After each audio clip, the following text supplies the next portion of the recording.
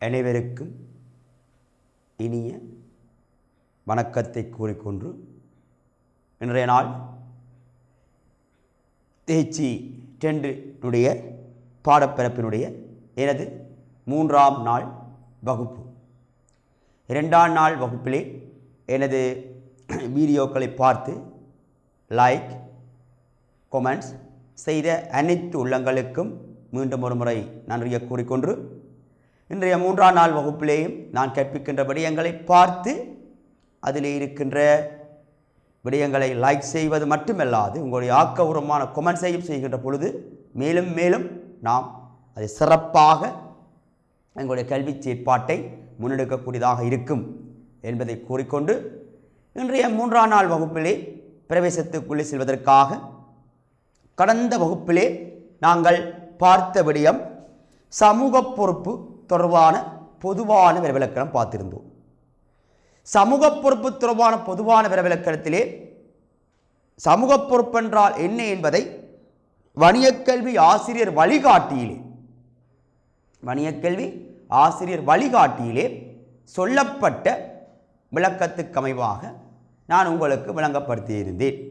அந்த ஸ்லைட்லேயே அதுக்கு கீழே 2018ஆம் ஆண்டு ஸ்கீமிலை போடப்பட்ட விடயத்தை அங்கே நான் சொல்லியிருந்தேன்.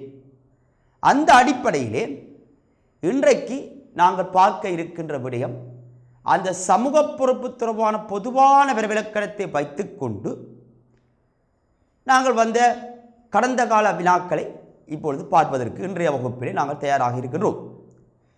அந்த அடிப்படையிலே வணிகத்தினுடைய சமூக பொறுப்பு என்ற எண்ணக்கருவானது என்றது தொடர்பாக 2013ஆம் ஆண்டு அந்த எம்சிஇ கேள்வி என்ன செய்திருக்குன்னு சொன்னால் வந்திருக்குது.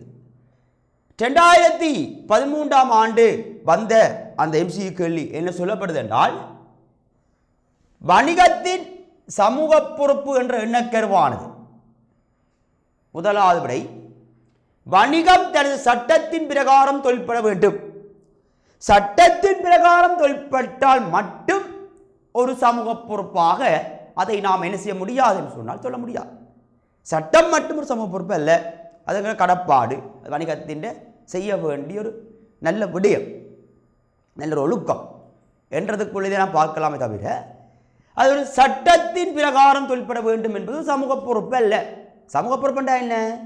வணிகமானது தன்னுடன் அக்கறை செலுத்துகின்ற தரப்பினர்களுக்கு வணிகமானது அல்ல வணிகத்தின் மீது அக்கறை செலுத்துகின்ற அனைத்து தரப்பினர்களுக்கும் இயன்றளவில் நியாயம் ஒன்று கிடைக்கக்கூடிய வகையில் வருமாற்றம் நாங்கள் செய்கிற நடவடிக்கை சமூகத்துக்கு சாதகமாக இருக்கக்கூடிய தன்மையில் இருக்க வேண்டும் என்ற கருப்பொருளை ஐயப்படுத்தியதான் சமூக பொறுப்புக்குரிய விவரவிலக்கணம். அந்த அடிப்படையிலே சட்டத்தின் பிரகாரம் தொழிற்பட வேண்டும் என்றது ஒரு வணிகத்தினுடைய சமூக பொறுப்பாக நாங்கள் ஏற்றுக்கொள்ள முடியாது. அது முதலாவது விடை ரிஜெக்ட். 2வது விடைய பாருங்க பிள்ளைகள், வணிகமானது தீர்மானங்களை மேற்கொள்ளும் போது பங்குதாரர்களின் குறிக்கோள்களை கருத்தில் கொள்ள தேவையில்லை என்ற கருத்தாகும். குறிக்கோளை கருத்தில் கொள்ளணும். குறிக்கோளை கருத்தில் கொள்ள தேவையில்லை என்றாலே அந்த கேள்விக்குரிய விடையை நாங்கள் அங்கே அதில் விளக்கிட வேண்டிய அவசியம் இல்லை. அது பிழையான குற்று. ரைட். 3வது வணிகமானது பங்குதாரர்களின் குறிக்கோள்கள் நிறைவேற்ற வேண்டும் என்ற கருத்தாகும். ரைட். இதில் பாருங்க 2வது நிறைவேற்ற தேவையில்லை என்றோடனே நாங்கள் உடனே ரிஜெக்ட் பண்ணிட்டோம். ஆனால் 3வது கொஞ்சம் தயக்கம் காட்டுவேன். வணிகமானது பங்குதாரர்கள் குறிக்கோள்களை கருத்தில் கொள்ள வேண்டும். இப்போ கருத்தில் கொள்ள வேண்டும் என்றோட இந்த விட சரிதானே என்ற ஒரு எடுகோள் எங்களுடைய மனதில் ஏற்படும். ஆனால் தவறான எடுகோள்.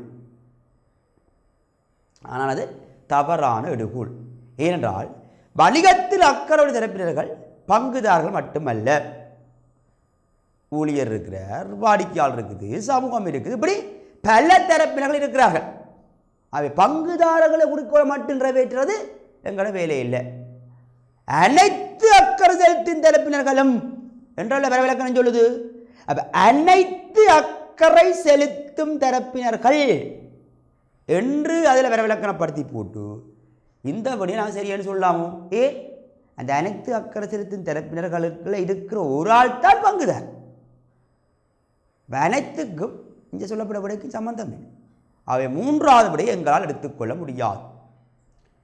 நாலாவது விடை, வணிகமானது தீர்மானங்களை மேற்கொள்ளும் போது அக்கறையுடைய தரப்பின் குறிக்கோளை கருத்தில் கொள்ள வேண்டும். அப்போ அண்டர்லைன் தட் வேர்ட், அக்கறையுடைய தரப்பினர். அப்போ அக்கறையுடைய தரப்பினர்களை கருத்தில் கொள்ள வேண்டும் என்பதை பொறுத்தவரை பார்த்தோம் என்றால் அதுதான் இதுக்குரிய ஆன்சராக இருக்கு. அக்கறை தரப்பினர் வந்துட்டுது, அடுத்த கதை தேவையில்லை. பஞ்சாவிட பார்க்கவே தேவையில்லை. இருந்தாலும் விடைய பொருளுக்காக பார்க்கின்றோம். வணிகமான தீர்மானங்களை மேற்கொள்ளும் போது வாடிக்கையாளர் தேவைகளையும் விருப்பங்களையும் கருத்தில் கொள்ள வேண்டும். இதிலே என்ன பிரச்சனை? வாடிக்கையாளர் மட்டும்தான் சொல்றோம். வாடிக்கையாளர் மட்டும் இல்லையே அக்கறை கொள்ள தரப்பினர்கள் எல்லாரும்.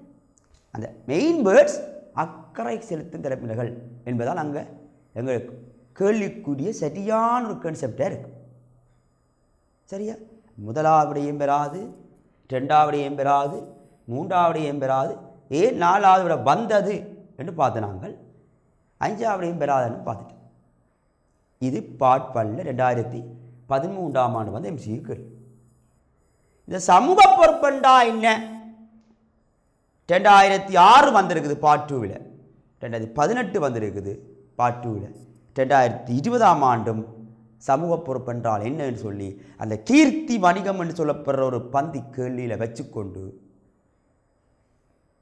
முதலாவது கேள்வியாக அதில் கேட்கப்பட்டிருக்கு. அந்த கேள்வியில் பார்ட் 2ல் கீர்த்தி வணிகம் என்ற வந்த கேள்வியினுடைய முதலாவது கேள்வியாக அது கேட்கப்பட்டிருக்கு. சமூக பொறுப்பென்றால் என்ன? 2 புள்ளிகளுக்கு தான். அதுக்குரியபடி என்ன? வணிகமானது அக்கறை செலுத்துகின்ற தரப்பினர்களுக்கு இயன்றளவில் நியாயம் என்ற கன்செப்டை வச்சுக்கொண்டு உங்களோட விட எலிசியோன் அமைய வேண்டும். வணிகமானது அக்கறை செலுத்துகிற தரப்பினர்களுக்கு இயன்றளவில் நியாயம் என்ற இந்த வசனம் அங்கே மெயினாக இருக்கும். இதை வச்சுக்கொண்டு விளக்கப்படுத்தி வசனத்தை ஃபுல்லாக முடிக்கும். இப்போ நான் உங்களுக்கு மெயினாக எதிர்பார்க்குற வேர்ட்ஸை தான் சொன்னேன். வணிகமானது அக்கறை செலுத்தும் தரப்பினர்களுக்கு இயன்றளவில் நியாயம் ஒன்று கிடைக்கக்கூடிய வகையில் என்பதுதான் அங்கே மெயினாக எதிர்பார்க்கப்படுற வேர்ட்ஸ் புள்ளி வழங்கல் திட்டத்திலே. அதைத்தான் உங்களுக்கு தெளிவுபடுத்துகிறேன். அங்கால ஃபுல்லாக வசனமாக நீங்கள் அதை முடித்துக் கொள்ள வேண்டும். சரியா பிள்ளைகளே? ஓகே, இப்போ நாங்கள் ஸ்லைடில் இருக்கிற அடுத்த பகுதிக்கு வரும். பார்த்தீங்கன்னா வணிகத்தின் மீது அக்கறை செலுத்தும் பிரிவினர்களுக்கும் பொதுவாக சமூகத்துக்கும் அழுத்தங்களை ஏற்படுத்தும் காரணிகள். அக்கறை செலுத்தும் பிரிவினர் உரிமையாளர், ஊழியர், முகாமையாளர், வாடிக்கையாளர், கடன் கொடுத்தோர், வழங்குனர், அரசு, சமூகம், இப்படிப்பட்ட அக்கறை செலுத்துகின்ற தரப்பினர்களுக்கும் வணிக பொதுவாக சமூகத்துக்கும் அழுத்தம் பிரஷரை ஏற்படுத்துகிற காரணம். முதலாவது வணிக போட்டி. என்ன போட்டி? வணிக போட்டி ஒரு பெரிய பிரஷர். இன்றைக்கு வணிக போட்டியே அழுத்தத்தை ஏற்படுத்துது.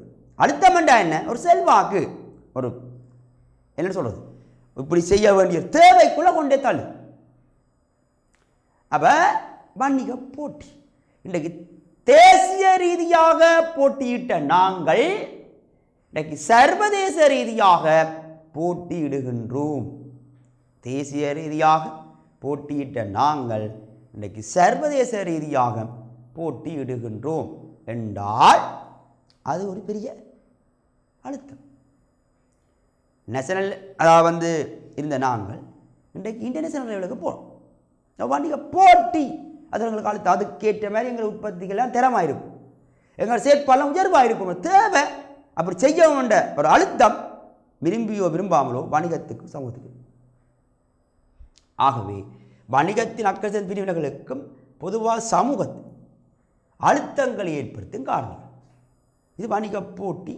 வணிகங்களுக்கும் ஒரு அழுத்தம், சமூகத்துக்கு ஒரு அழுத்தத்தை கொண்டு. ஆகவே வணிக போட்டி. பூகோளமயமாதல். பூகோளமயமாதல் என்றால் என்ன? முழு உலகமும் ஒரு கிராமம் என்ற அடிப்படையில் இன்றைக்கு எல்லா செயற்பாடையும் மேற்கொள்ளும். அப்போ முழு உலகமும் ஒரு கிராமம் என்ற அடிப்படையில் தன்னுடைய எல்லா நடவடிக்கைகளையும் மேற்கொள்ளும். இலங்கையில் இருந்து கொண்டு எந்த நாட்டு பொருளையும் நாங்கள் வாங்கலாம். அதே போல் இலங்கையிலிருந்து இந்த நாட்டுக்கு பொருளை நாங்கள் அனுப்பலாம். ஒரு கிராமம் உள்ளங்கைக்குள்ளே வந்துட்டு. இதைத்தான் சிம்பிளாக சொல்கிறான் முதலாம் பாடம் படிப்பிக்க. உலகம் சுருங்கி விட்டது. அடே உலகம் சுருங்கி விட்டுதாடாப்பா? இல்லை, உலகம் ஒரு காலம் சுருங்காது. உலக நாடுகளுக்கு இடையில தொடர்புகள் சுருக்கப்பட்டிருக்குது. அந்த பூகோளமயமாதலால் எங்களுக்கு சாதகங்களும் வந்திருக்கின்றது, எங்களுக்கு பாதகங்களும் வந்திருக்கு. எப்படிப்பட்ட பூகோளமயமாதலும் எவருக்கும் அக்கரசத்தின் பின்னருக்கும் சமூகத்துக்கும் ஒரு அழுத்தத்தை ஏற்படுத்தும், ஒரு தாக்கம் செல்வாக்கை செலுத்தும். சரிதான பிள்ளைகள்? ரைட். அடுத்த இலத்திரனியல் வணிகம். இலத்திரனியல் வணிகம் என்றால் என்ன? அதாவது சிம்பிளாக சொன்னால் வலையமைப்புகளின் ஊடாக, வலையம் என்றது இணையம், இணைய வலையமைப்புகளூடாக வணிகத்தினுடைய அனைத்து நடவடிக்கைகளும் பெற்றால் இலத்திரன் வணிகம். வலையமைப்புகளினூடாக முதலாம் பாடத்தில் படிச்சீங்க. வலையமைப்புகளூடாக வணிகத்துடைய அனைத்து தொழிற்பாடுகளும் பெற்றால் அது இலத்திரனியல் வணிகம். இந்த இலத்திரன் வணிகம் ஒரு அழுத்தத்தை ஏற்படுத்துகின்ற ஒரு காரணியாக இங்கே சொல்லப்படும். சரி, அழுத்தத்தை ஏற்படுத்துகின்ற ஒரு காரணியாக என்ன செய்யப்படுது? சொல்லப்படுது. ரைட். அடுத்தது பார்த்தீங்கன்னா பிள்ளைகள், சூழல் மாசடைதல். இது சமூகத்துக்கு பெரிய ஒரு அழுத்தத்தை ஏற்படுத்துது. சூழல் மாசடைதல் பாருங்க, நான் மிக இக்கட்டான ஒரு அபாயகர சூழலில் வாழ்ந்து கொண்டிருக்கிறோம். வைரஸ் பிரச்சனை, COVID-19 என்று சொல்லப்படுற வைரஸ் உருவாகி இன்றைக்கி ஒவ்வொரு காலப்பிலையும் ஒவ்வொரு காலம் பத்திரிகையில் பார்த்தாலே ஒரு பீதி. இந்திய எல்லாமே பாருங்க, வீதிகளாக எரிக்கப்படுகிறது. மனித உயிர்களுக்கு அச்சுறுத்தல். அவ்வளவுத்துக்கு இந்த வைரஸ் தாக்கம் இருக்குது. அதே போல் இந்த சூழல் மாசுதல் பெரிய ஒரு ப்ரெஷர். இந்த கொரோனாக்கு முதல் யாழ்ப்பாணத்தையும் சரி, இலங்கையும் சரி, சில பிரதேசங்களையும் சரி பெரும் ஆட்டங்காண வைத்தது டெங்கு நோய். டெங்கு அதுக்கு காரணம் என்ன? எங்கள் உடம்பு பெருக்கம், எங்களோட பழக்க வழக்கம். சாப்பிட்ட கோப்பையில் ரப்பரை கொண்டு அப்படியே முத்தலையே போட்டு போவோம். சோடா போதில் முத்தலை கொண்டே போடுவோம். மயிலோ போதில் கொண்டே முத்தலை போடுவோம். அதுக்கு இல்லை தண்ணி நின்று தண்ணீரை குடம்பு இது உருவாகி குடம்பு விளம்பாக நுழம்பு டெங்கு உடம்பை கொண்டு அங்கே ஊசி போடுவோம். அவர் போட்டு தண்டை வாழ போடுவேன். நாங்கள் கூட ஹாஸ்பிட்டலில் போய் படுத்து கிடக்க வேணும். ஆகவே இன்றைக்கு சூழல் மாசடைதல் என்பது பெரிய ஒரு பிரச்சனை, சமூகத்துக்கும் பெரிய ஒரு அச்சுறுத்தல். இந்த கொஞ்ச காலம் பார்த்தீங்கன்னா இங்கே கழிவுகள் கொட்டப்பட்டு யாழ்ப்பாணத்தின் பிரதேச நகரங்கள் இன்றைக்கெல்லாம் அவை சுத்தப்படுத்தப்படும் வருது. காரணம் சூழல் மாசுதால் பெரிய பெரிய நோய்களை நாங்கள் சந்திக்க வேண்டும். மனித மூலதனங்களை இழக்க வேண்டிய ஒரு நிலைமை உருவாகும். ஆகவே சூழல் மாசடைதல் என்பது இன்றைக்கு ஒரு அழுத்தத்தை ஏற்படுத்துகிற காரணி. என்னென்ன காரணி? வணிக போட்டி, பூகோளமயமாதல், இலத்திரனியல் வணிகம், சூழல் மாசடைதல். இவை வணிகத்தின் மீது அக்கரசத்தின் பின்னர்களுக்கும் பொதுவாக மனித சமூகத்துக்கும் அழுத்தங்களை ஏற்படுத்துகின்ற காரணிகளாக என்ன செய்யப்படும்? பிள்ளைகள் காணப்படும். என்னத்தை ஏற்படுத்துகின்ற? அழுத்தங்களை ஏற்படுத்துகின்ற காரணிகளாக என்ன செய்யப்படும் சொன்னால் காணப்படும். சரிதானே? ஓகே, இவை நாங்கள் பார்க்கின்ற மிக முக்கியமான ஒரு பகுதிகளாக என்ன செய்யப்படும் சொன்னால் காணப்படும். சரிதானே? ரைட். இப்போ ஸ்லைட்டில் இருக்கின்ற அடுத்த பகுதிக்குள் நாங்கள் நுழைவோம். ரைட். இதை படிப்பிக்கின்ற பொழுது தொலைக்காட்சியை பார்த்து கொண்டிருக்கின்ற என் அன்புக்குரிய மாணவ செல்வங்களுக்கும், தொலைக்காட்சியை பார்த்து கொண்டு இருக்கலாம் சில வேளைகளிலே சில ஆசிரியர் பெருந்தகைகள், எல்லை விட வயதிலே உயர்ந்தவர்கள், அறிவிலே உயர்ந்தவர்கள் இந்த தொலைக்காட்சியிலே பார்த்து கொள்ளலாம். நான் சொல்கின்ற விளக்கத்திலே உள்ளே உங்களுக்கு முரண்பாடு இருக்குது என்று சொன்னால் பகிரங்கமாக நான் எனது தொலைபேசி இலக்கத்தை இதிலே குறிப்பிடுகின்றேன். அந்த தொலைபேசி இலக்கம் உங்களுடைய தொலைக்காட்சி கீழே போய் கொண்டிருக்கும். இருந்தாலும் நான் குறிப்பிடுகின்றேன். 077 67 40 450 என்பதுதான் எனது சாதாரண தொலைபேசி இலக்கம், எனது வாட்ஸ்அப் இலக்கம், எனது பைபர் இலக்கம். இவ்வளவும் எனது நீங்கள் தொடர்பு கொள்ளக்கூடிய ஒரே ஒரு இலக்கம். அன்றும் இன்றும் என்றென்றும் மாறாத ஒரு நம்பர் இந்த நம்பர். ஆகவே நீங்கள் பயப்படாமல் எந்த வேளையிலும் தயக்கமின்றி நீங்கள் யார் என்பதை அறிமுகப்படுத்தி, எங்கிருந்து பேசுகிறீர்கள் என்பதை அறிமுகப்படுத்தி நீங்கள் தொடர்பு கொள்கின்ற பொழுது நிச்சயமாக தெளிவான விளக்கம் வழங்கப்படும். ஏனென்றால் இதில் பெரும்பான்மையானவர்கள் எப்படி படிப்பிக்கின்றார்கள் என்று சொல்லி எனக்கு தெரியாது. எல்லாருமே ஆசிரியர்கள், ஆகவே எல்லாருமே இட்டைப்படுத்தப்பட்டு படிப்பார்கள். இருந்தாலும் நான் இதிலே படிப்பிக்கின்ற பொழுது தெளிவான நுணுக்கமான விளக்கங்களை இங்கு சொல்ல வேண்டிய தேவை இருக்கின்றது எனக்கு.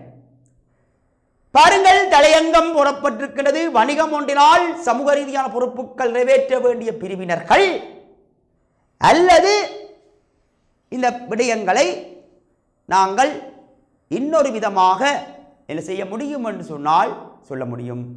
சமூக பொறுப்புகளின் வகைகள்.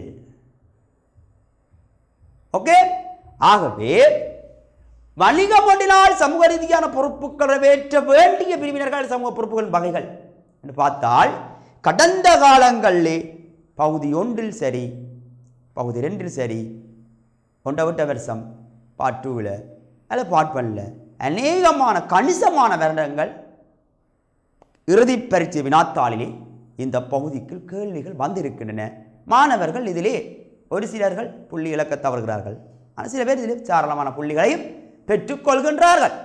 இருந்தாலும் 2019ஆம் ஆண்டு அறிமுகப்படுத்தப்பட்ட புதிய பாடத்திட்டத்துக்கு அமைவாக தரம் 12க்குரிய பாடத்திட்டத்தை அடிப்படையாக வைத்துக் கொண்டு 2019ஆம் ஆண்டு பரீட்சை எழுதுவர்களுக்கு 2017ஆம் ஆண்டு இலங்கை தேசிய கல்வியகத்தால் ஆசிரியர் வழிகாட்டி அறிமுகப்படுத்தப்பட்டு வழங்கப்பட்டது.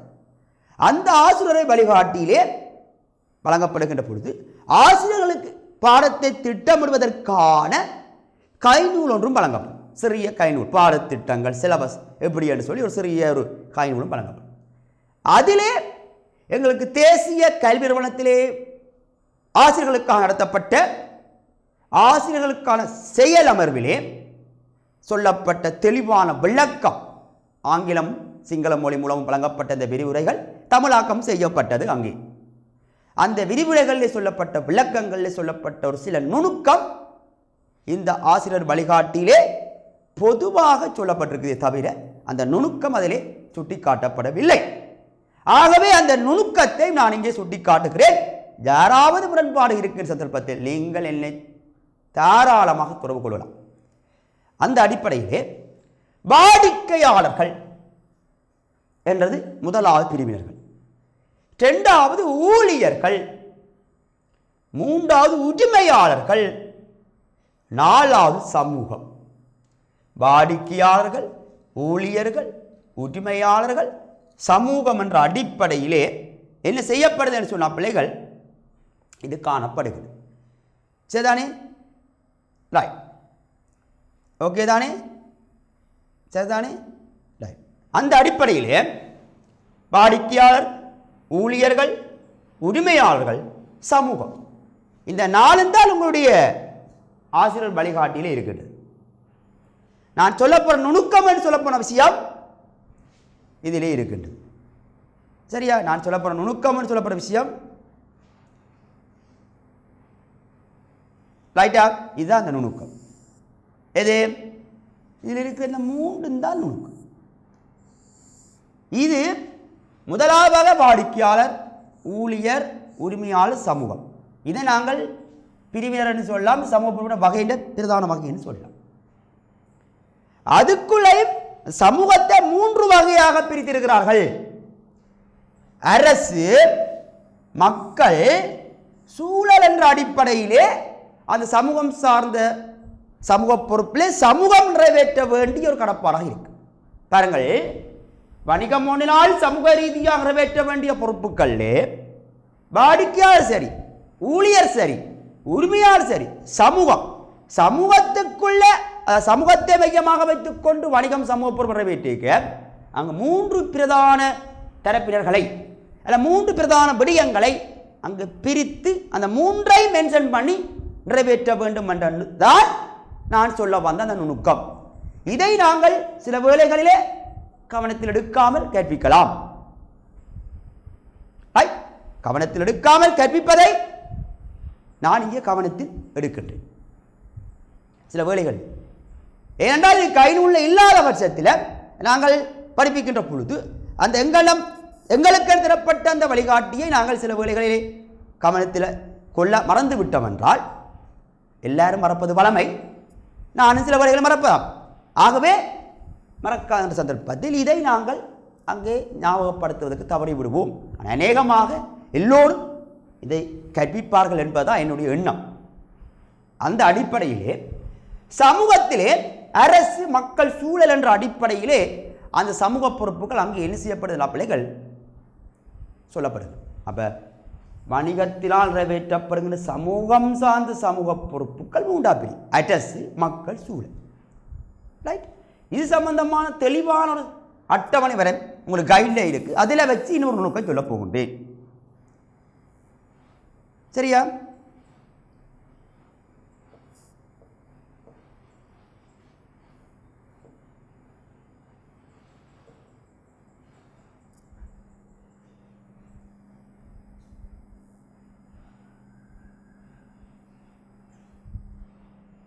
சரி, ஓகே தானே? சரி, இப்போ நாங்கள் பார்க்க போகிற விஷயம் என்னவென்று சொன்னால், ரைட், இதில் இருக்கிற விடயங்கள் அவ்வளவுத்தையும் நாங்கள் இப்பொழுது சொல்ல போகிறோம். ரைட். சமூக பொறுப்பு வகைகளும் உதாரணங்களையும் காட்டும் வரைபடம். சரியா? சமூக பொறுப்பு வகைகளையும் உதாரணத்தையும் காட்டும் வரைபடத்தை உங்களுக்கு இதிலே நான் காட்டுகிறேன். சமூக பொறுப்புன்ற வகை வாடிக்கையாளர், சமூகம், உரிமையாளர், ஊழியர் என்ற அடிப்படையிலே சமூக பொறுப்பை வகைப்படுத்தி காட்டியிருக்கு. இங்கால சொல்லப்பட்டிருக்கிறது எல்லாமே அந்த ஒவ்வொரு வகைக்குரிய உதாரணம்.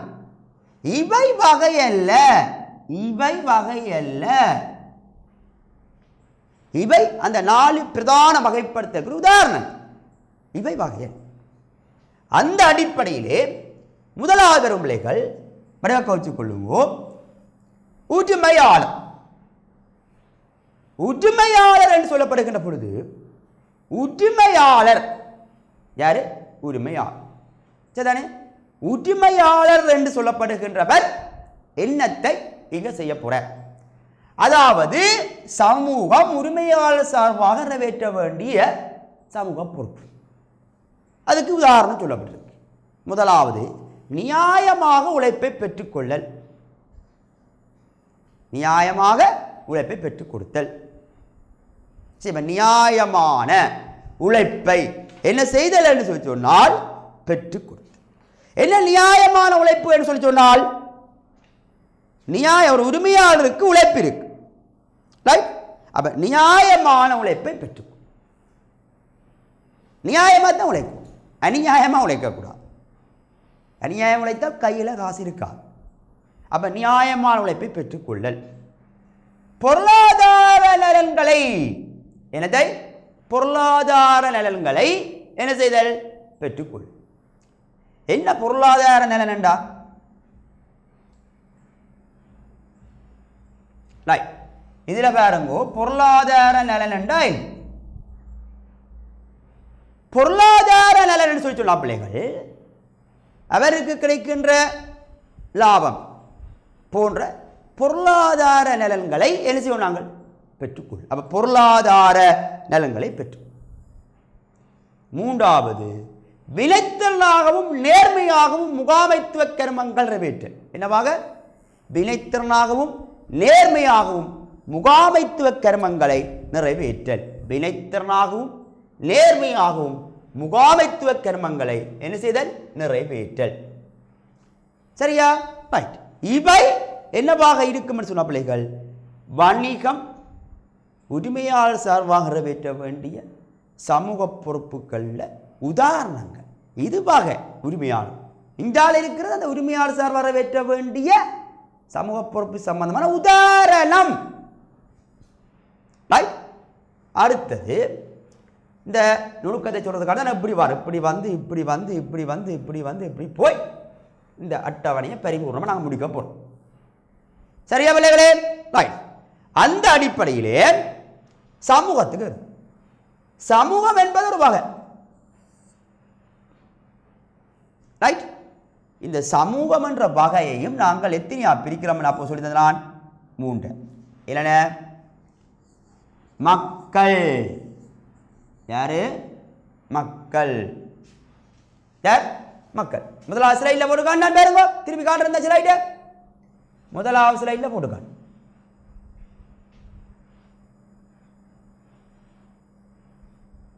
ரைட் இங்க மக்கள் அரசு சூழல் அதைத்தான் உடைக்கப்படும் ரைட் பாருங்க மக்கள் சரிதானே மக்கள் அரசு ரைட் அடுத்தது சூழல் இந்த 3 எதுக்குள்ள வருது இதுக்குள்ள இருக்கிற வகை இவை இதுக்குள்ள இருக்கப்பட்ட பிரிக்கப்பட்ட வகை இது பிரதான அதாவது சமூகம் என்றது வகை அந்த சமூகத்தையும் நாங்கள் 3ஆக பிரிக்கிறோம் மக்கள் அரசு சூழல் இந்த 3ஐயும் உள்ளடக்கியதாகத்தான் இதில் இருக்கிற உதாரணங்கள் சொல்லப்பட்டிருக்குது இந்த 3ஐயும் உள்ளடக்கியதாகத்தான் இதில் இருக்கிற உதாரணங்கள் சொல்லப்படுது உதாரணமாக பார்த்தோம் என்றால் வேலை வாய்ப்புக்கு பங்களிப்பு செய்தல் ரைட் வேலை வாய்ப்பு நாங்கள் இதுக்கு எதுக்கு கொண்டு வரலாம் மக்களுக்கு கொண்டு வரலாம் வேலை வாய்ப்புகளுக்கு பங்களிப்பு செய்தல் வரி செலுத்துவதை சரியாக செலுத்தல் எதுக்கு கொண்டு வரலாம் அரசுக்கு கொண்டு வரலாம் வரி செலுத்துவதை என்ன செய்தல் சரியாக செலுத்தல் எதுக்கு கொண்டு வரலாம் அரசுக்கு கொண்டு வரலாம் ரைட் வரி என்ன கொண்டு வரலாம் அரசுக்கு கொண்டு வரலாம் சரிதானே ரைட் கழிப்பொருள் முகாமைத்துவம் என்னதுக்கு கொண்டு வரலாம் சூழலுக்கு கொண்டு வரலாம் அப்ப கழிப்பொருள் முகாமைத்துவம் சூழலோடு சம்பந்தப்படுது சமூக நலன்புரி சேவைகள் என்னத்தை கொண்டு வரலாம் சமூக நலன்புரி சேவைகள் என்னத்தை கொண்டு வரலாம் நாங்கள் மக்களுக்கு கொண்டு வரலாம் பசுமை உற்பத்தி என்றால் என்ன ஏற்கனவே சொல்லியிருக்கிறேன் பசுமை உற்பத்தி என்றால் சூழலை மாசுபடுத்தாத வகையில் மேற்கொள்ளப்படுற உற்பத்திகள் பொலித்தீனுக்கு பதிலாக விரைவில் உக்கக்கூடிய பொருட்களை உற்பத்தி செய்தால் அது ஒரு பசுமை உற்பத்தி கிரீன் ப்ரொடக்டர் சொல்லும் சரி கிரீன் ப்ரொடக்ஷன் அதாவது பசுமை உற்பத்தி சூழலை மாசுபடுத்தாத வகையில் மேற்கொள்ள உற்பத்தி பொலித்தீனுக்கு பதிலாக விரைவில் உக்கக்கூடிய பொருட்களை உற்பத்தி செய்தோம் என்றால் அது பசுமை உற்பத்தி ரைட் அப்போ பசுமை உற்பத்தி சூழலோடு சம்பந்தப்பட்டு அவை பசுமை உற்பத்தி எதுக்கு கொண்டு வரலாம் பச்சைக்கு பச்சையாக கலர் செய்ய ஒரு பழைய காயில் அது மொழிபெயர்ப்பு முறையாக இருந்தது பசுமை உற்பத்தி பச்சை உற்பத்தி இந்த பசுமை என்பது ஒரு தூய்மையான ஒரு புனிதமான ஒரு உற்பத்தி அதான் பசுமை உற்பத்தி ரைட் அடுத்தது பசுமை உற்பத்தியை முதல் ஆரம்பத்தில் வந்த திருத்தப்படாத கையில் அப்படின்றது நேர் உற்பத்தி என்று சொல்லி இருந்தது சரியான சொற்பிரயோகம் பசுமை உற்பத்தி அதை மாற்றி வேறு எதையும் நீங்கள் பாவித்துக் கொள்ளாதீர்கள் ரைட் அடுத்தது சூழலை நேசிப்பவராக கரமாற்றல் அது எதுக்க வரும் இந்த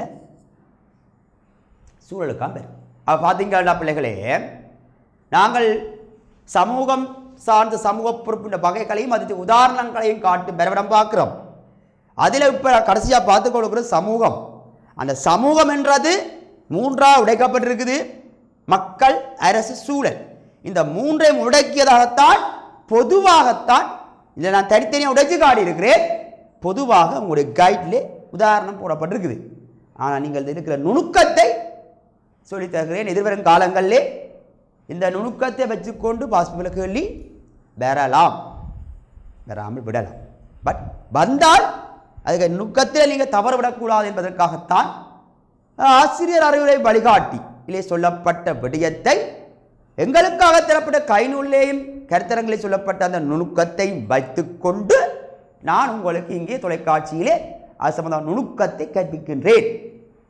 இதில் ஏதாவது சந்தேகம் முரண்பாடு இருக்குமாக இருந்தால் அன்பாக பண்பாகவும் கேட்டுக்கொள்கிறேன்.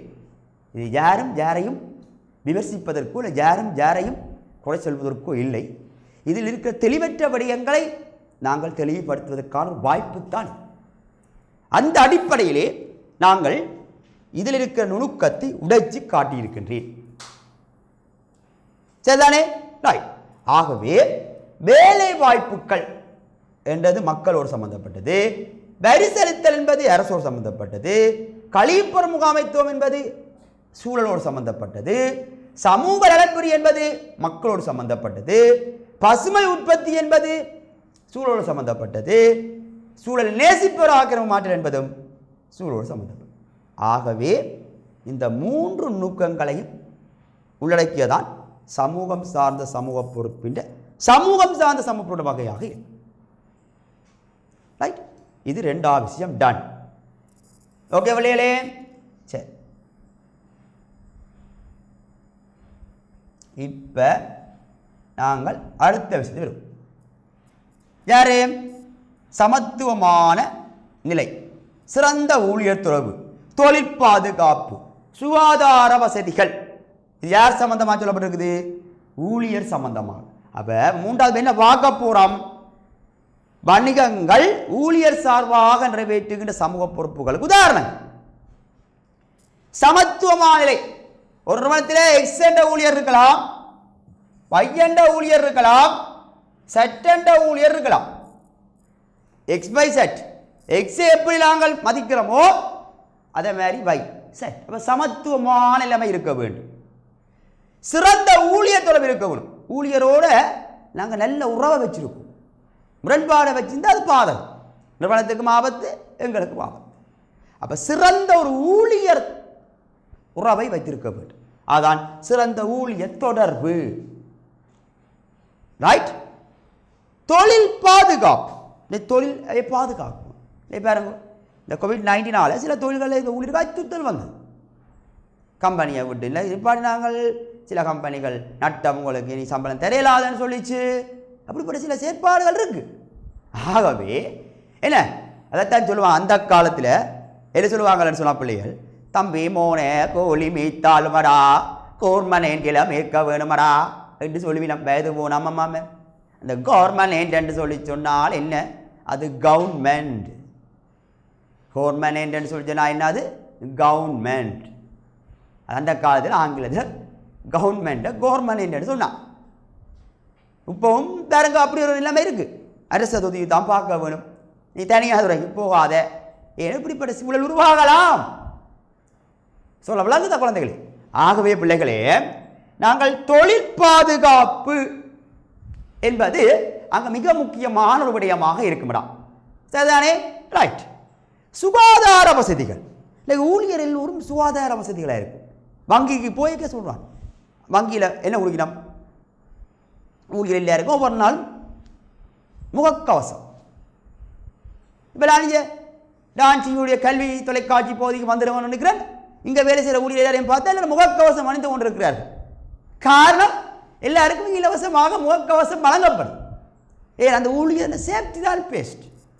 நான் வருகின்ற பொழுது அங்கே வாசலில் நிற்கின்ற காவலாளி கைகளில் மாஸ்டர் அதில் போய் கையை கழுவிட்டு போங்க என்று சொல்கிறேன். உலக சுகாதார ஸ்தாபனம் விடுது அறிவித்தல். நீங்கள் வெளியில் இருந்து உட்செல்கின்ற பொழுது உங்கள் கைகளை 20 செகண்ட்கள் சவர்க்காரம் ஒன்றினால் கழுவிக்கொள்ளுங்கள். உங்கள் கைகளால் உங்கள் மூக்கு வாய் பகுதிகளை தொடுவதை நீங்கள் தவிர்த்து கொள்ளுங்கள் இது உலக சுகாதார ஸ்தாபனம் உங்களுக்காக விடுகின்ற அறிவித்தல். இப்படி நாங்கள் சுகாதார வசதிகளை அங்கு ஏற்படுத்தி கொடுக்க வேண்டும். யாருக்கு? ஊழியருக்கு ஏற்படுத்தி கொடுக்கும். அப்ப பெருமா நோயற்ற வாழ்வே குறைவற்ற செல்வம். என்ன ஊழியர் நல்லா இருந்தால் தான் நிறுவனம் நல்லா இருக்கும். நிறுவனம் நல்லா இருந்தால் தான் அந்த நிறுவனத்தில் உரிமையாளர் என்ன செய்வார்? நல்லா இருப்பார். சரிதானே? இதுதான் அதுக்குரிய என்னவாக இருக்கும் என்று சொன்ன பிள்ளைகள் விளக்கமாக என்ன செய்யப்படும் என்று சொன்னால் காணப்படும். Okay right.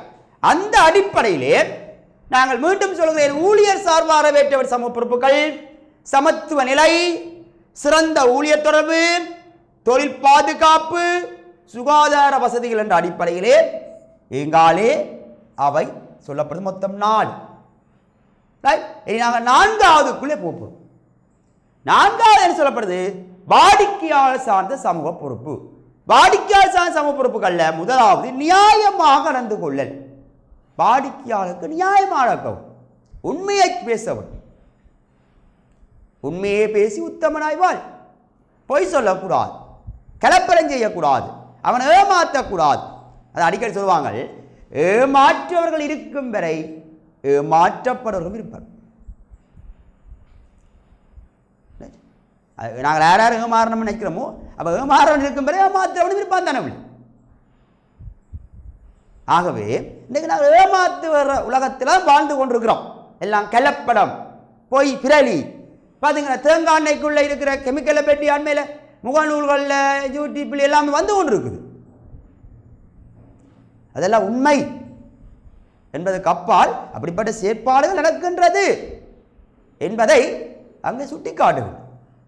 இன்னைக்கு நாங்கள் சாப்பிட்ற சாப்பாடு எல்லாத்துலேயுமே கெமிக்கல்.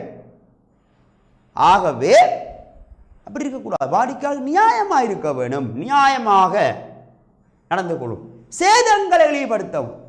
ஏன்னா என்ன இயன்ற அளவு அவர்களுக்கு வர பாதிப்புகள் நாங்கள் தவிர்ப்போம். அவை நியாயமாக நடக்க வேணும். 2வது, நாங்கள் நியாயம் நடக்காடிய சேதம் பெறும். சேதத்தை என்ன செய்யணும்? இழிவுபடுத்துவோம். அப்ப நியாயமாக நடத்தல், சேதத்தை இழிவுபடுத்தல், உரிமைகளை பாதுகாத்து. அவைக்கு உரிமை இருக்கு. நுகர்வோர் உரிமைகள் நாங்கள் படித்தோம்.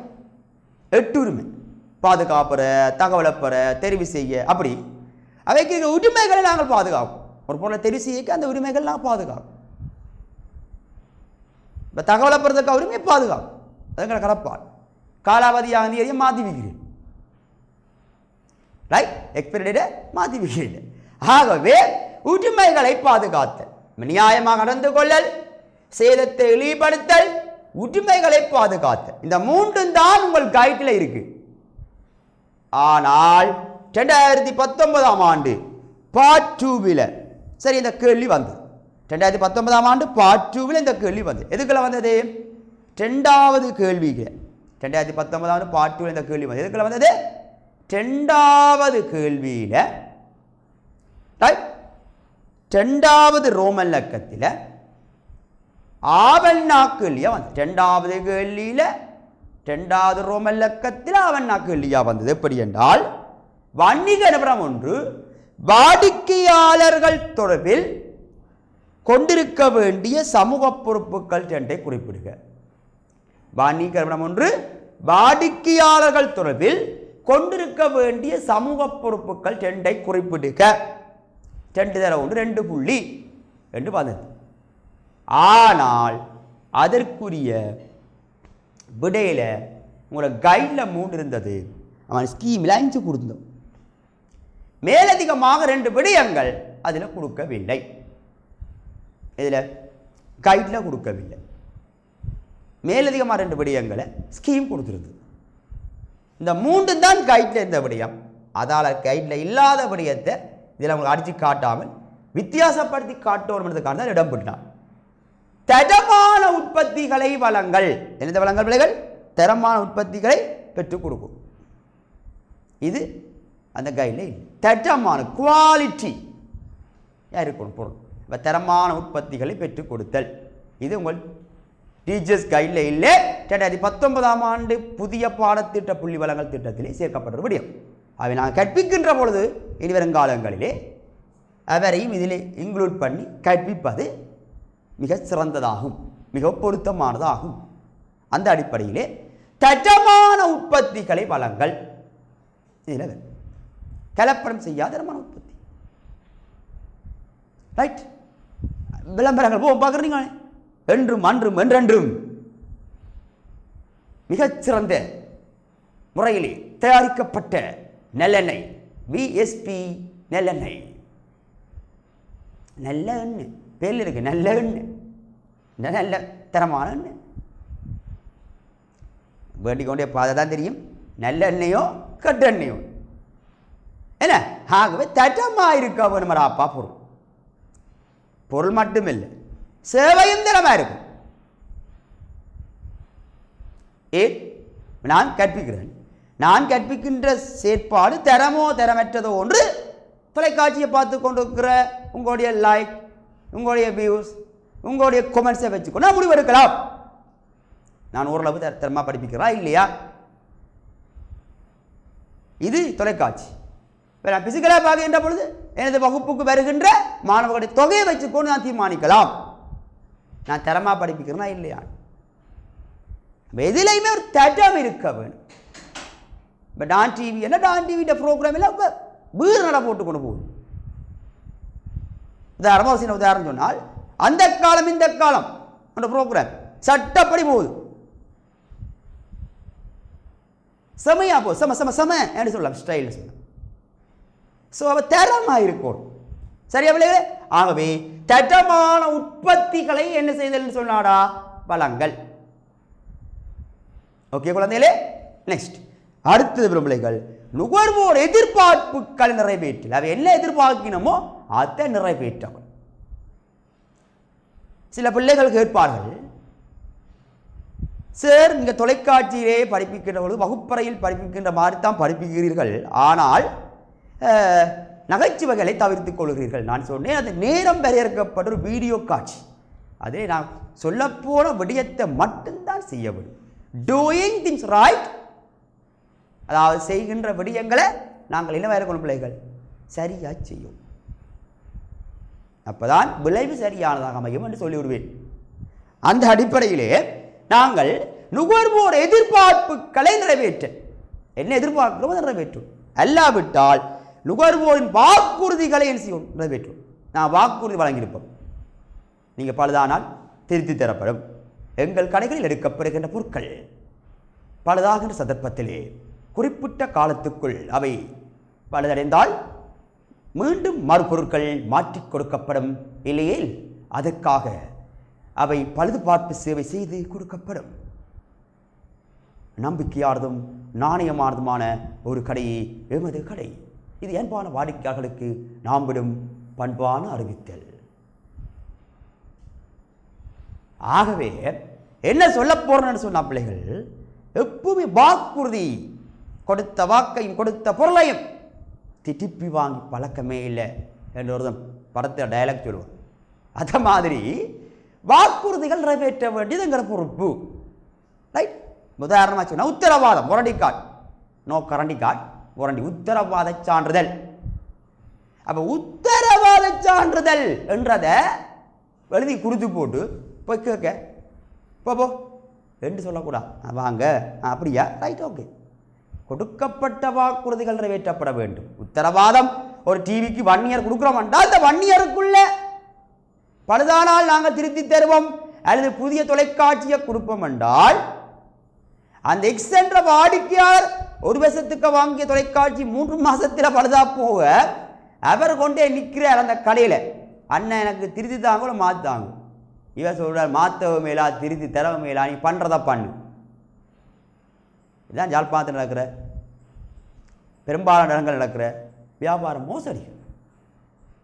ஆகவே அப்படி செய்தால் அது வாக்குறுதி நிறைவேற்றல் சொல்ல விளங்குது. அப்போ சில பேர் அந்த வாக்குறுதியை கொடுப்பாங்க, செய்யாமல் விட்டுருவாங்க. பெரும்பாலானாக்க எல்லாத்திலும் அப்படி வாக்குறுதிகள் கொடுக்கப்படும், ஆனால் அவை நிறைவேற்றப்பட மாட்டாது. சரிதானே? ரைட்.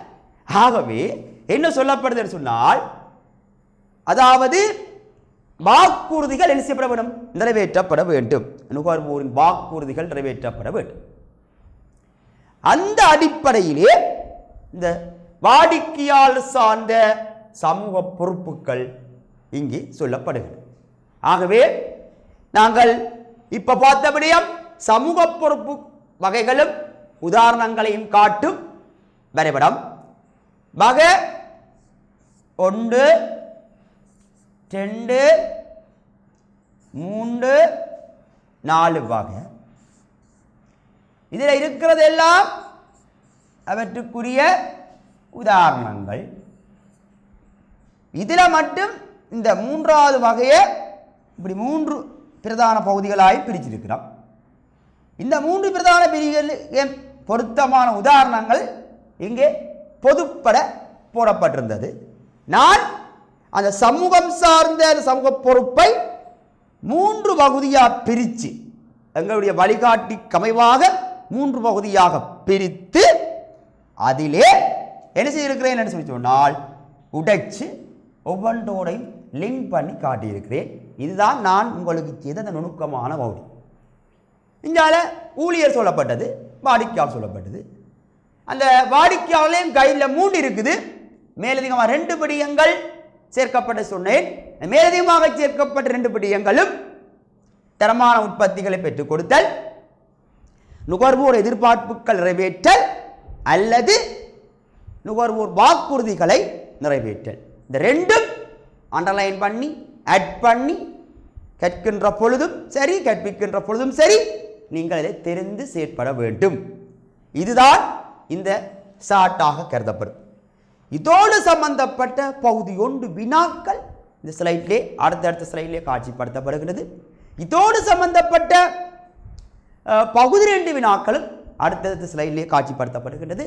அவையும் தெளிவான விளக்கத்தோடு நுணுக்கமான யதார்த்தமான இலகுவாக விளங்கக்கூடிய முறையிலே MCQ கேள்வியை எவ்வாறு அந்த நுணுக்கங்களை உடைத்து உங்களுக்கு சொல்கின்றேன் என்பதையும், பகுதி 2 வினாக்களை எப்படி நான் அணுகிறேன் என்பதையும் நீங்கள் அவதானித்து எதிர்வருங்காலங்களில் அதிலே வருகிற கேள்விகளை சிறப்பாக விடையளிப்பதற்கு அது உதவியாக அமையும் என்ற அடிப்படையிலே அது சம்பந்தப்பட்ட தெளிவான நுணுக்கமான விடயங்களை அடுத்த, அதாவது எனது 4ஆம் நாள் வீடியோ காணொளி வகுப்பிலே உங்களை சந்திக்கும் வரை உங்களிடமிருந்து விடைபெற்றுக் கொள் நான் யாழ்ப்பாண கல்லூரி வட்டிக்கோட்டையினுடைய வணிகக் கல்வி ஆசிரியர் SKB பாலசபேஸ்.